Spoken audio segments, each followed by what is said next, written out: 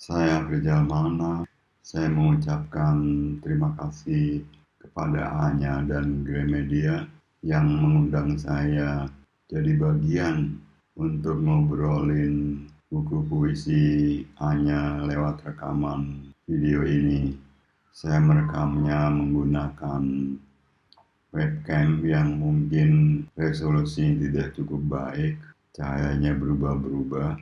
Di depan saya ada lampu yang cahaya cukup menyilaukan, ada beberapa peralatan yang mungkin saya pakai, tapi kamera tidak bisa berputar untuk bisa merekam apa yang ada di ruangan ini.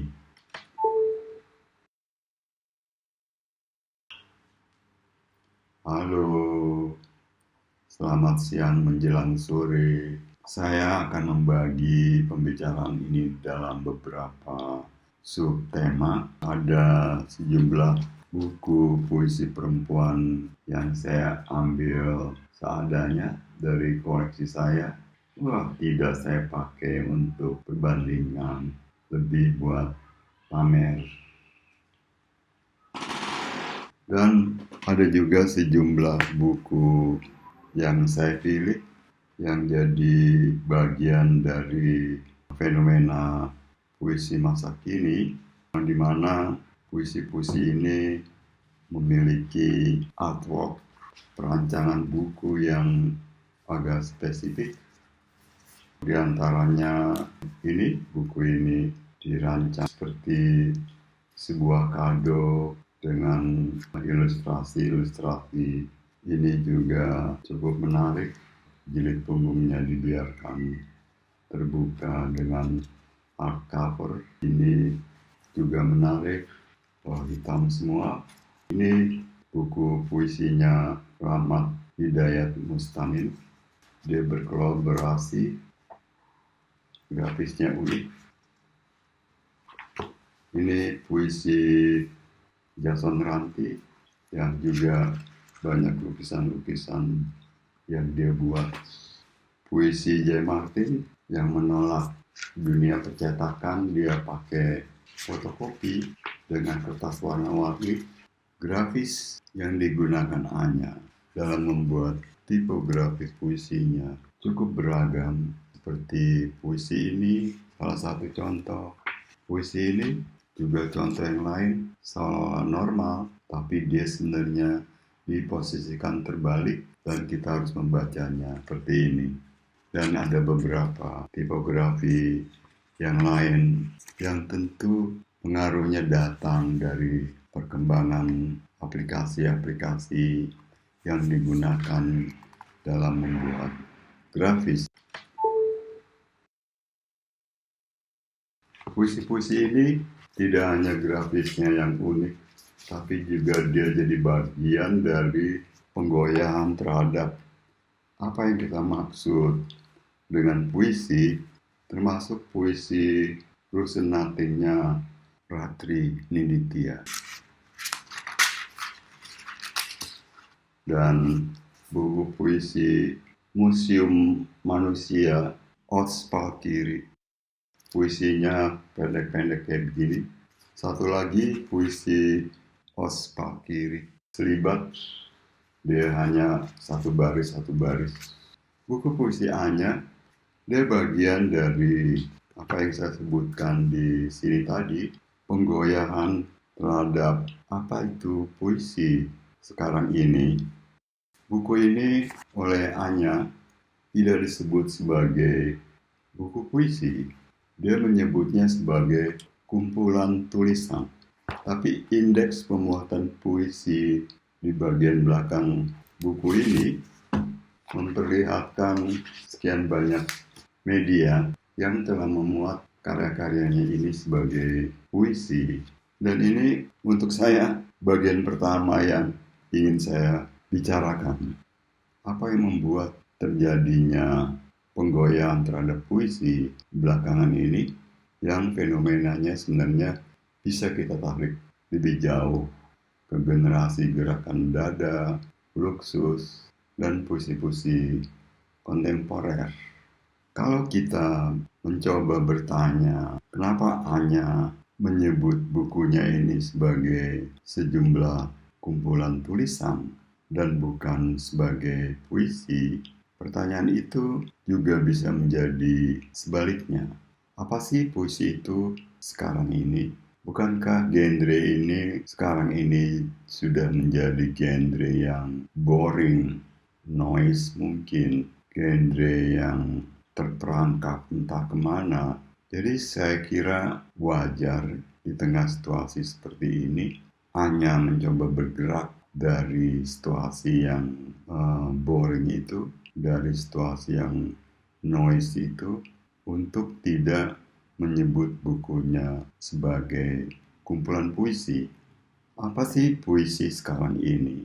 Kenapa kita perlu menggoyahkan, melakukan penggoyahan terhadap apa yang kita pahami dengan puisi?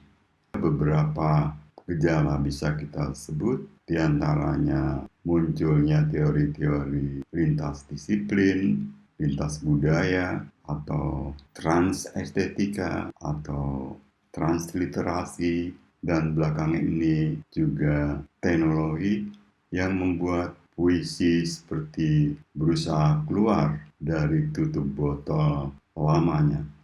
Saya kira perubahan-perubahan yang terjadi di sekitar kita adalah perubahan-perubahan yang cukup signifikan untuk kita bertanya kembali apa itu puisi dengan cara-cara menawarkan satu persepsi tentang puisi yang dilakukan oleh penyair-penyair yang punya kepedulian terhadap kondisi-kondisi seperti itu.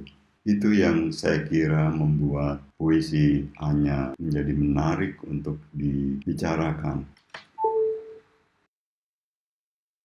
Minum kopi dulu, kawan-kawan. Sorry. Rekaman kamera seperti ini membuat saya seperti beku. Aneh sekali rasanya. Saya ingin mengutip satu puisi Anya. Di bagian akhir puisinya tertulis, kita dibungkam oleh lagu-lagu dari masa lalu karena masa kini sudah terlalu mainstream dan mati. Siapa yang membuat masa kini menjadi mainstream? Siapa yang membunuh masa kini? Sesuatu yang cepat menjadi trending di dunia media sosial, dengan sendirinya dia menjadi mainstream. Teknologi algoritma membuatnya bekerja seperti itu. TikTok dalam waktu cepat menjadi mainstream. Kita berada dalam wilayah seperti itu, dan karena itu puisi saya kira signifikan memang harus bergerak. Ini adalah contoh dari praktek-praktek penciptaan puisi lintas disiplin dan lintas media. Materinya saya kumpulkan dari Google dan saya jadikan video yang bisa dilihat lebih lengkap pada channel YouTube saya. Praktek ini saya lihat sebagai pelumeran batas-batas seni dari penindasan filosofis untuk memahami estetika, kemudian dibekukan untuk kebutuhan industri intelektual, pasar, maupun penguasaan makna.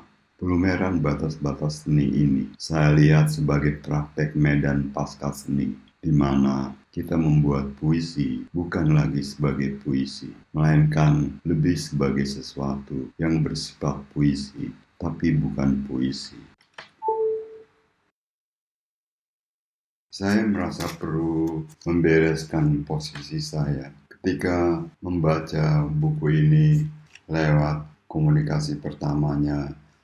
Pada cover bertuliskan mungkin mungkin eu. Saya tidak tergoda untuk semacam mencari tahu makna dari penjudulan seperti ini. Tetapi di dalam halaman-halaman lain buku ini ada sebuah puisi yang satu-satunya judul dalam puisi ini memakai garis bawah. Terlihat ya? Dan judulnya Extra HD. Saya menduga ini puisi yang menjadi satu-satunya rujukan untuk memahami judul ini, yang kalau pakai Google diterjemahkan menjadi gampang banget.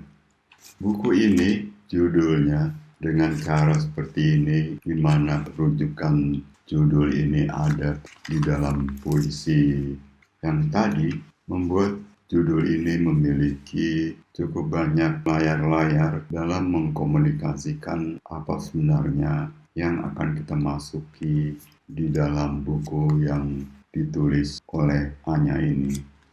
Ini merupakan cara saya untuk membereskan kemungkinan-kemungkinan yang terjadi ketika saya mulai membaca buku ini.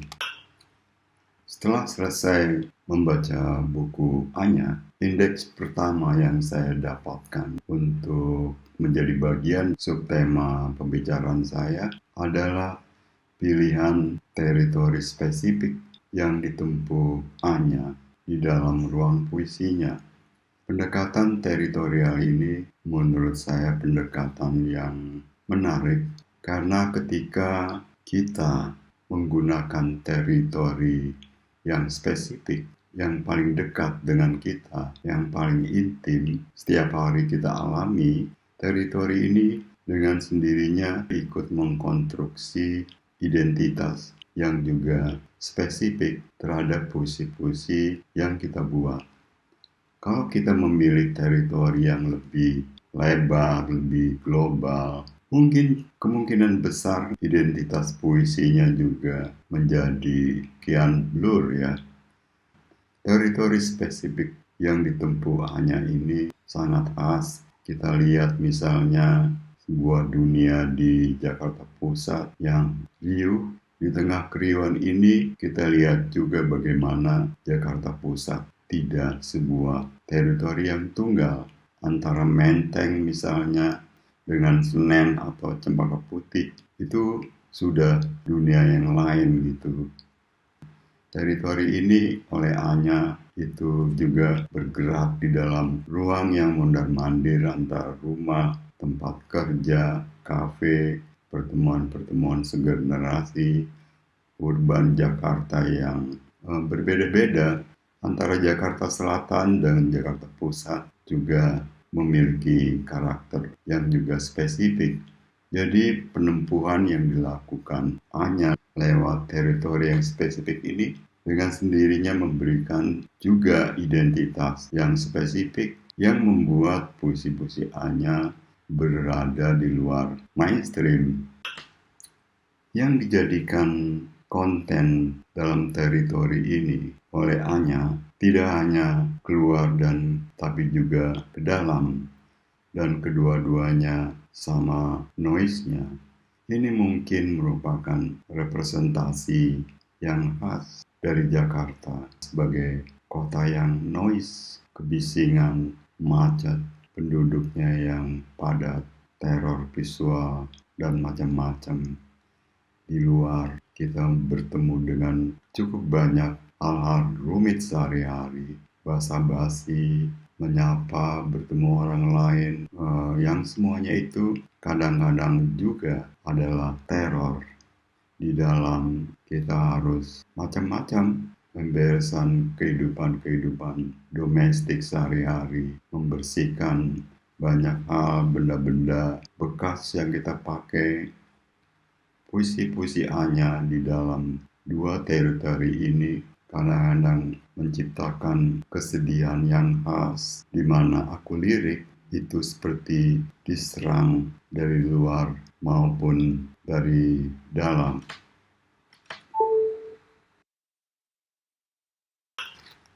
Saya ingin membaca salah satu puisi Anya berjudul Pekerjaan Rumah. Di ruang tamu, ibu merawat sofa bergambar mawar.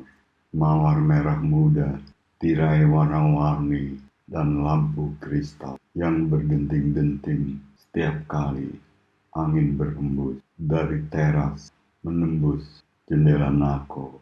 Di ruang makan, ibu menyusun piring-piring berpola biru, perlengkapan minum teh, dan memilah-milah mana sendok garpu, pisau makan, sendok kecil, garpu kecil, lalu memasukkannya ke dalam lemari panjang. Di ruang keluarga, ibu menonton Return to Eden, mengajarkanku bahasa Inggris, membaca, dan melafalkannya, menyanyikan Danish Modern Butter Cookies sambil membantuku mengerjakan pekerjaan rumah. Di luar rumah, ibu kehilangan rambutnya, kehilangan kedua payudaranya, kehilangan kesadaran, berulang-ulang, sampai akhirnya ia kehilangan hidupnya. Di ruang tamu, ibu ingin menjadi ibunya yang terbang kemana-mana, tersenyum kepada siapa saja yang ia kenal maupun tidak, mendengarkan kisah-kisah mereka, menyembunyikan derita dari anaknya sampai ia terkubur di dalam kisah-kisah dirinya yang tersembunyi. Puisi ini menjelaskan bagaimana teritori keluar dan ke dalam saling terhubung sedemikian rupa, seolah-olah sebagai dua ruang yang berbeda, yang di luar menjadi sebuah teror, yang di dalam seolah-olah satu sistem yang manajemennya jelas, yang strukturnya jelas, yang agenda-agendanya jelas. Tapi di balik sistem itu juga terlihat semacam teror dari kewajiban domestik. Puisi ini menurut saya juga merepresentasi lapisan-lapisan aku lirik di dalam puisi ini yang cukup rumit. Aku lirik sebagai seorang perempuan, sebagai seorang Anya, sebagai seorang ibu, sebagai seorang istri, yang menurut saya ikut menjelaskan apa yang saya sebut sebagai teritori spesifik yang tadi saya bicarakan, bahwa gampang banget yang menjadi salah satu rujukan judul buku puisi adalah paradoks bahwa hidup tidak gampang. Berbagai memori saling berkelindan di dalamnya. Memori tentang kematian orang-orang terdekat kita yang terus mencipta gelombang panjang, membuat paradoks antara yang hidup dan yang mati. Bahwa di balik kegampangan adalah representasi dari urban struk Jakarta. Urban yang stres, saya kira. Buku puisi Anya jadi bagian dari munculnya penyair-penyair masa kini yang mulai menggoyahkan pengertian-pengertian puisi yang secara umum kita terima. Penggoyahan ini dilakukan dengan cara kembali ke lingkungan-lingkungan spesifik atau ke teritori spesifik yang intim, yang kita kenal, yang kita alami sehari-hari. Di samping munculnya fenomena generasi yang hidup dalam dua bahasa. Saya kira seperti itu ya kesimpulan umum yang bisa saya dapatkan setelah membaca buku puisi Anya. Saya mengucapkan terima kasih Anya dan selamat untuk terbitnya buku kamu. Sampai jumpa lagi kawan-kawan.